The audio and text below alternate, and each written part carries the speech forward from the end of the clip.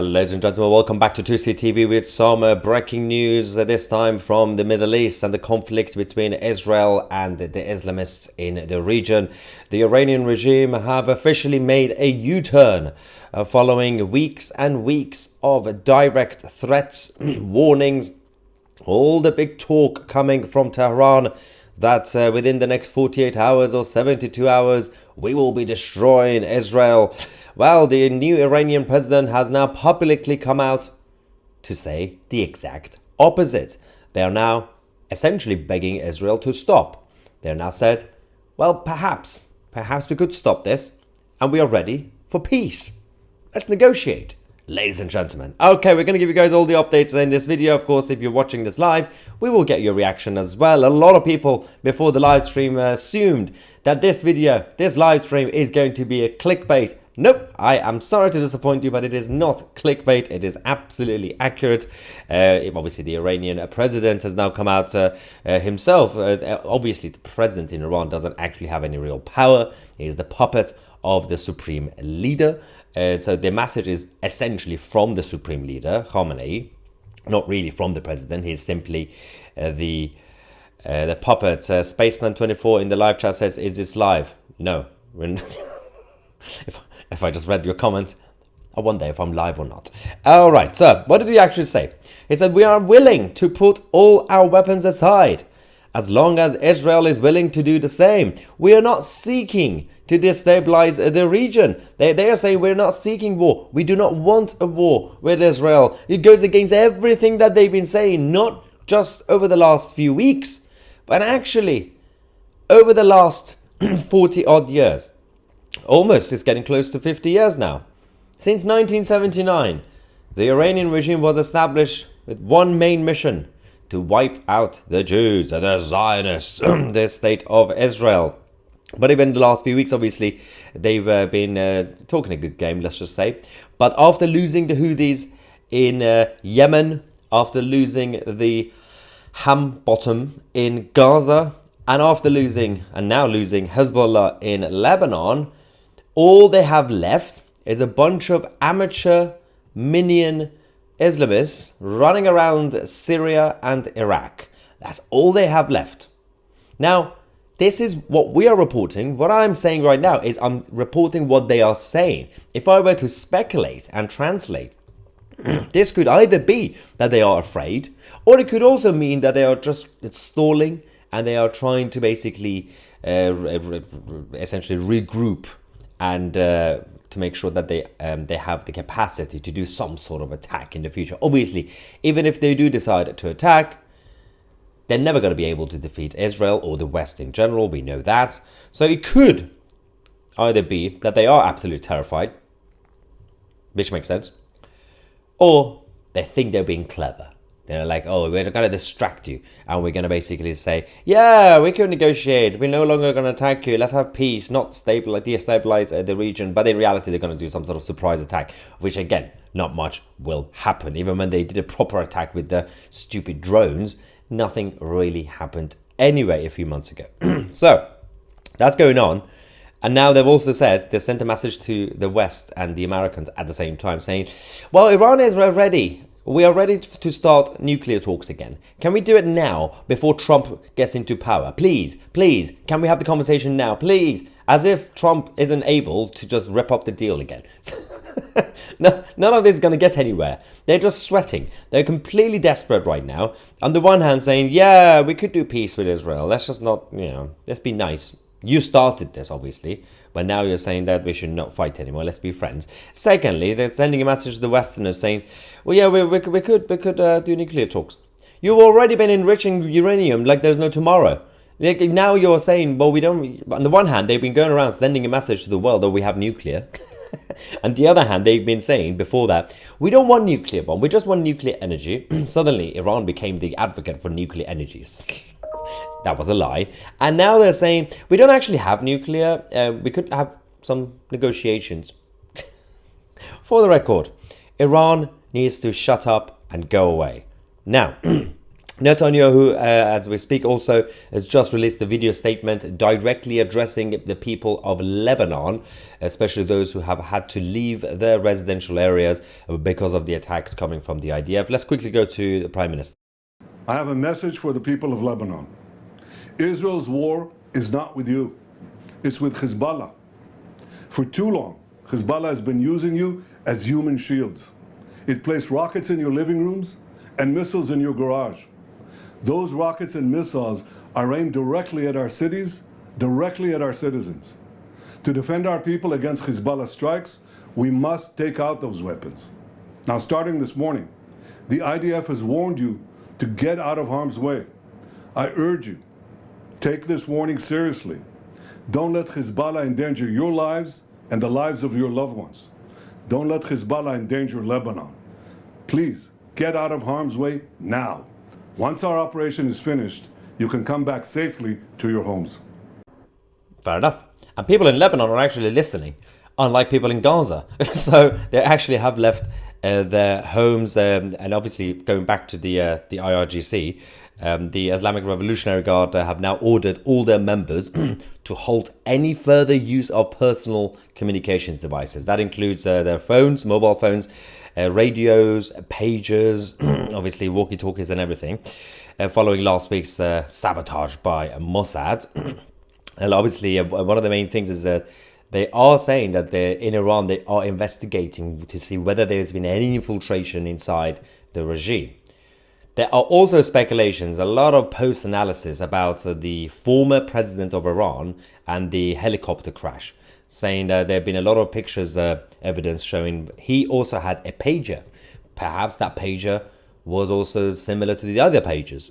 Perhaps the pager went off. And perhaps that was also the test that Mossad had to do to see if the explosion works. Perhaps. We don't have the actual confirmation, but there's a lot of speculations. But in terms of going back to Lebanon, the latest images coming from the south of Lebanon and obviously around Beirut as well. Everybody's leaving, obviously evacuating the areas, and there's massive traffic right now, the motorways, highways and everything else.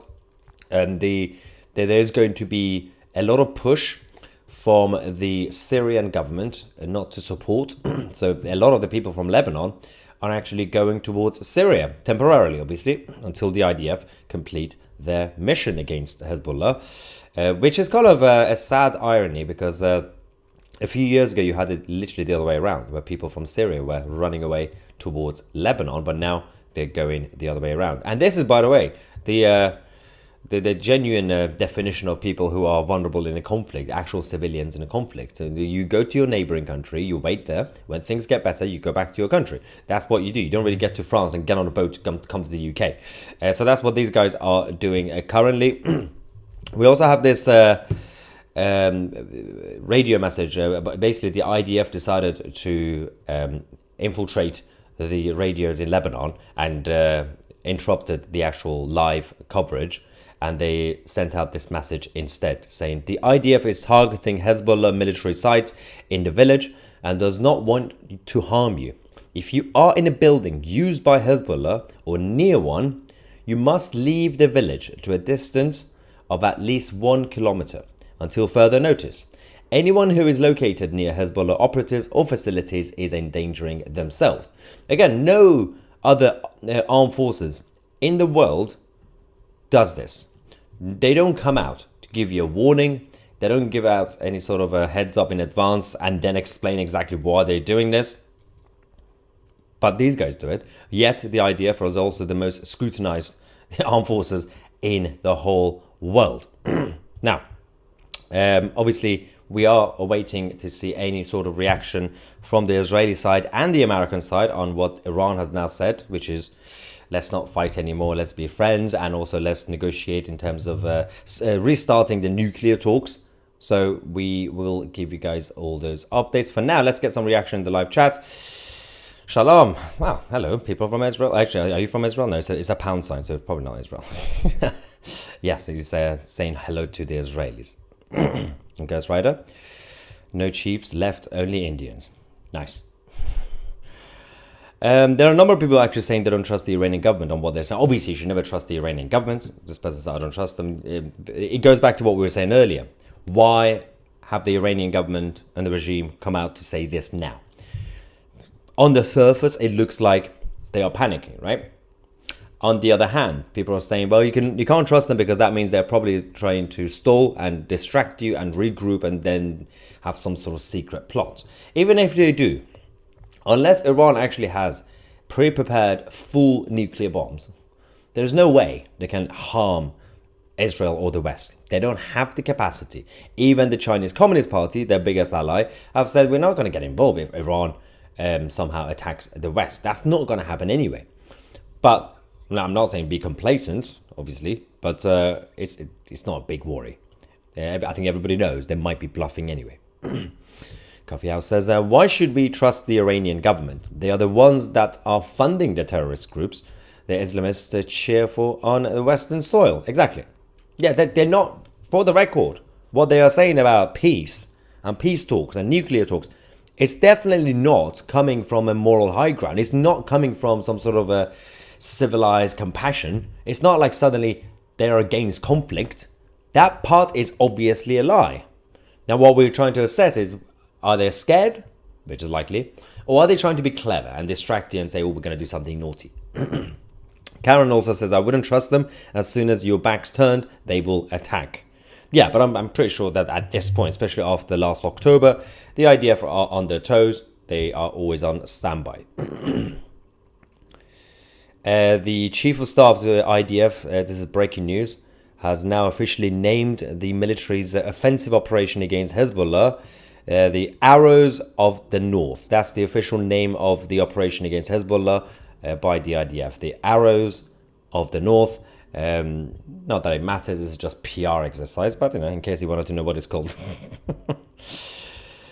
Nancy says, Maya, Iran is making Israel look like the bad guy. If they do, pull back, they will have no choice but to hit Israel. Iran is playing head games and has no remorse for their actions, no desire to stop. Yeah, exactly. I mean, as I said, they definitely don't actually want peace. They're just terrified. But I don't really think that they are making Israel look like the bad guy, because I don't think anybody sane on this planet, listening to what Iran is saying tonight, actually respects them. I don't think any normal human would say, because of what Iran just said, oh, lovely people from the Islamic Republic, then that means the Jews are bad.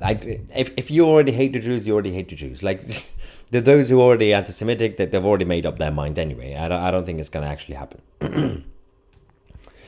Somebody responded to what we just said about the IDF's new operation name for the operation against the Hezbollah, saying, oh, I just lost the comment. Where did it go? It was good. It said, here we go, boring. It should be Operation FAFO. That's F around and find out. Nice. Music and Fiction says the GCC gave Iran a little nudge to sue for peace. There's going to be more speculations over the next 24 hours after what Iran have now said. It's interesting how the United Nations are very quiet on this. Because we know what they're doing. We know exactly what they're doing, because the United Nations are also controlled by the vested interests.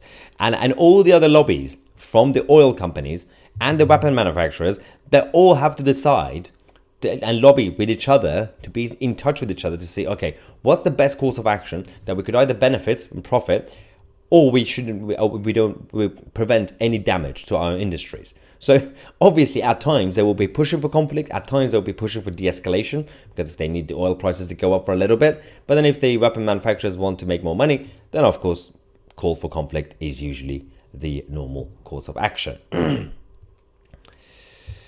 Let's just quickly double check the latest live feed that we have to see what is going on. Hagari, Daniel Hagari, of course, the spokesperson for the IDF, has come out to say that Hezbollah, we have evidence that they are using civilian homes as a cover for their weapons. Something that, of course, the Ham Bottom in Gaza have been doing for a long time. And now, obviously, it's not a surprise that Hezbollah are now doing a similar thing as well. So we now have 1, 2, 3, 4, 5, 6, 7, 8, 9, 10 areas as we speak getting targeted by the IDF in Lebanon. Many of them obviously still have the directly located the Hezbollah bases, but a lot of them on that list are residential areas that Hezbollah are hiding in. Obviously, a lot of people who have now evacuated. This goes against everything that Hezbollah wanted, because the idea that they have been trying this in Gaza, the idea was, if we have the civilians, if they force the civilians to stay in their homes, in their residential areas, then we can hide amongst them, and we always have our tunnels anyway. And when Israel hits, then we could just say, oh, look, civilians, martyrs, right? But the one thing that could ruin that plan is if the populace in that area all leave, because the actual Islamists have two options. They could either also leave with the civilians and pretend that they are civilians, right? They could also all leave towards Syria, as what they're doing, people in Lebanon. The problem with that option is that you are literally leaving your territory, leaving your posts, the bases that you have, which means the IDF could just walk in and be like, hello guys, there's no one here. Done. And they could get in touch with the Lebanese government and work together to wipe them out. The second option would be, oopsie, everybody's left. It's just now us in residential buildings. So they're going to have to go back into their holes and in the tunnels and caves that they have, which means they won't be able to fight back. So if people in Gaza had done that over the last 11 months, everything would have been easier. But the reason that a lot of people in Gaza didn't do that, one chunk of people in Gaza have already been brainwashed to support Hamas. The other chunk were being forced, guns to their heads, by Hambottom to stay in their residential areas. They were being used as human shields. That's the issue.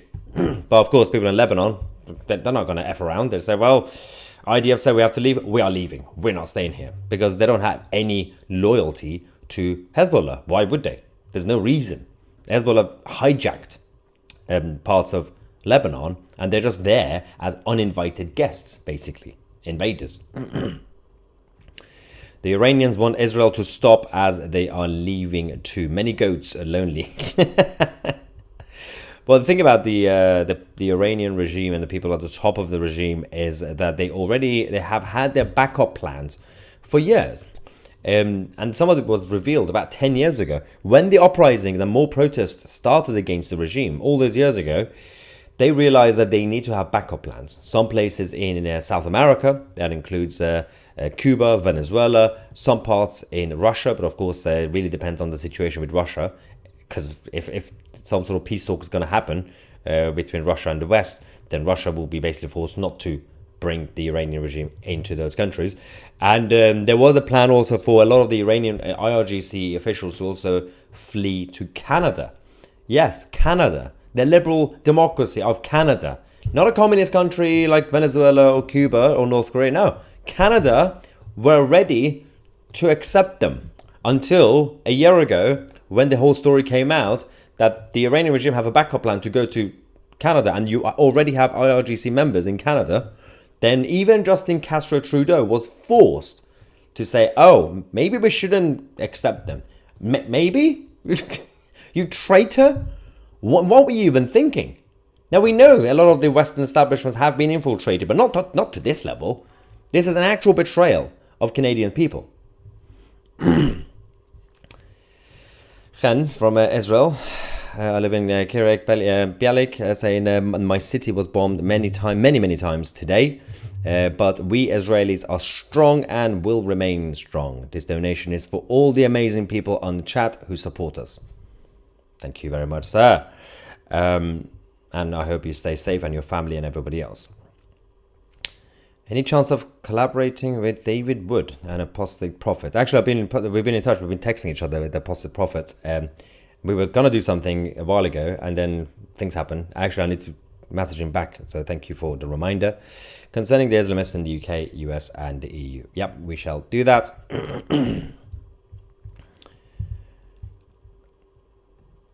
Canadians waiting to throw Trudeau out. Canada, absolutely. Soon, guys, soon. Super chat from Steve. Thank you, Steve, for the support from the US.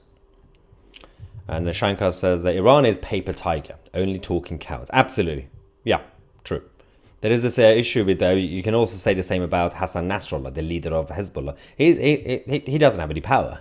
The guy is so fat, he can't even run away if he's captured. So how can you expect him to do anything? And he's also just a puppet of the supreme leader of Iran. He's simply the spokesperson. And he was basically put in charge of the operations of IRGC in the whole of the Middle East over the last few years after Qasem Soleimani of the IRGC was wiped out and eliminated by Donald J. Trump. And Hassan Nasrallah is not professional enough to be able to run the whole region. And that's why everything's been a mess. That's why, at least according to what we know, again, it might just be a lie, but when it came out after the 7th of October that Hambottom in Gaza didn't actually tell the Hezbollah's gone in Lebanon about the exact plan of the invasion of Israel. Now, it might be a lie, but it could also be true. Because nobody respects Hassan Nasrallah. Nobody. But Sapphire says he was a spoiled dog of the IRGC. Yeah. We still don't actually know if he's alive, because he's been very quiet. There's been messages coming on his behalf. It's the same with the Yahya Sinwar. Oh, no, we did see, obviously, Hassan Nasrallah on camera a few days ago, but it's not the same. It could be AI, you never know. But the Yahya Sinwar is still missing, ladies and gentlemen. Nobody knows. We almost have 9,000 people watching this live. Thank you very much for all the support. Make sure to click on the like button to help us. Let's just quickly check the latest updates for you guys, because obviously it's all coming out. There's some tensions inside Israel as well, and this is getting a little bit embarrassing. A lot of people in Israel are furious with this. The left-wingers and the ultra-Orthodox are out protesting against the Israeli government in Israel, and a lot of people are saying, now is not the time. We are literally at war. The northern part of Israel is at war, it's under attack, and you are in Tel Aviv protesting, especially about the left-wingers in Israel. But the ultra-Orthodox protesters, obviously, they've also been clashing with the police because they don't want to defend their country. The ultra-Orthodox protesters are fascinating creatures in Israel, ladies and gentlemen.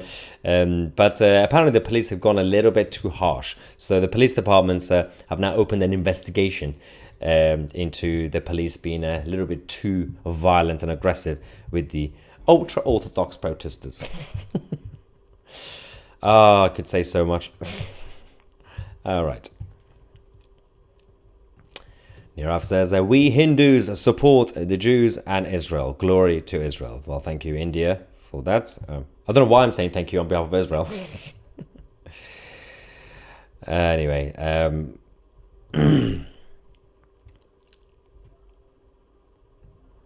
Iran's taken Biden's advice because they want Kamala to win the election. So, up to a point, yes. But I don't think they would actually directly take the advice. They're not going to say, thank you, America. We're going to do what you told us to do. They're going to make it seem like it's their idea. So tonight's announcement by the Iranian president saying, yeah, we don't actually want war. Let's just talk and be friends. And also saying we should do nuclear talks. It's simply because of all the pressure. It's not Biden's government directly talking to them. They've been going around using proxies. They used Switzerland. They used Egypt. They used UAE to send a message to Iran, and saying it's in the interest of everybody for now to pause. And Iran knows that they can now use it as leverage, because they can now say, well, you want us to stop escalation. We know why, because Biden and Kamala Harris don't want to lose the election. If conflict happens now, they will lose the election. Prices will go up, escalation, bad. But Iran could now think, well, we now know what they want. So we know what could happen, which is Trump winning. And Iran don't want Trump winning, obviously. So now they're going to put pressure on the Americans, saying, can we have a nuclear discussion now? Please, please, please. Now. Again, it's a stupid idea because, as I said, Trump could just come into power and just rip it apart and just cancel the whole thing again. But they have no other option. Noah says, you say thank you on behalf of us because you are our voice. Thank you. Oh, so lovely. Now the conspiracy theory that I'm funded by Mossad is going to escalate. Where is my Mossad money? Come on, guys. Come on. If anybody's watching from Mossad, come on.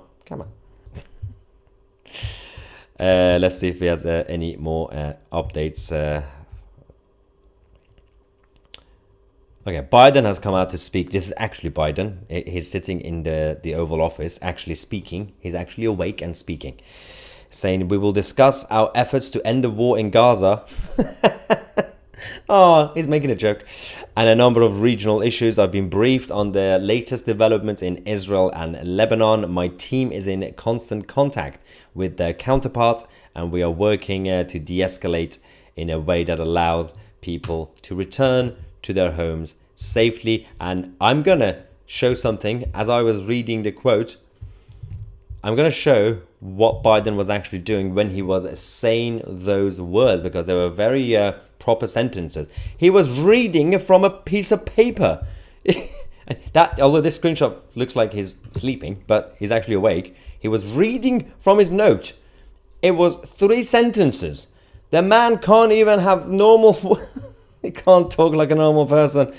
Oh, so embarrassing. Anyway, ladies and gentlemen, this was the latest update on this absolute mess of a situation, and the Iranian regime either being scared or thinking they're being clever. Don't forget, we have our limited offer for 2CTV Plus annual membership. You get 50% off for the next few days. 2C50. Use the code. Go on 2ctvplus.tv. Sign up. Support the channel to stay independent. And of course, get access to our premium shows, documentaries, and our chat forum as well. This is going to be for a few days, obviously, for the new members joining. We are also introducing a new app, hopefully soon. We're working on the 2CTV app to make it easy for you guys as well. And we're going to be having a new show on 2CTV Plus tomorrow, The Rise of Globalism. It's a 4-episode documentary series which goes through what's been going on in the world. Thank you so much for watching. I'm Maya Tusi, and we are the media.